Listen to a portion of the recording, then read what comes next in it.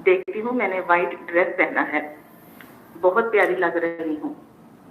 मेरे शादीशुदा भाई मुझसे कहते हैं कि तुम इतनी प्यारी लग रही हो, रिश्तेदार तुमसे हसद करेंगे। फिर मैं एक सफेद कबूतर भी देखती हूँ। कबूतर मेरे पास आकर कहता है, तुम्हारा नाम सायरा है? हाँ मुकम्मल। क्या नाम है तुम्हारा? सायरा, इनका नाम सायरा है।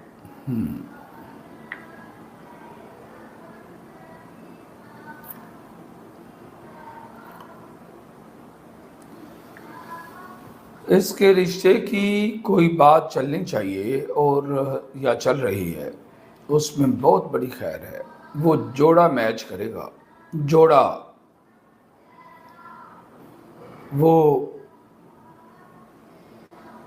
मिसाली जोड़ा खानदान में कहलाएगा, खूबसूरत होगा, साहिब किरदार होगा और इसकी ज़िंदगी में बहुत बेहतरी और बहारें आएंगी। हाँ, और उसको इसका नाम भी अच्छा लगेगा और फिर शादी के फ़ौरन बाद इसकी प्रेगनेंसी नज़र आ रही है, जल्दी हो जाएगी उसके बाद।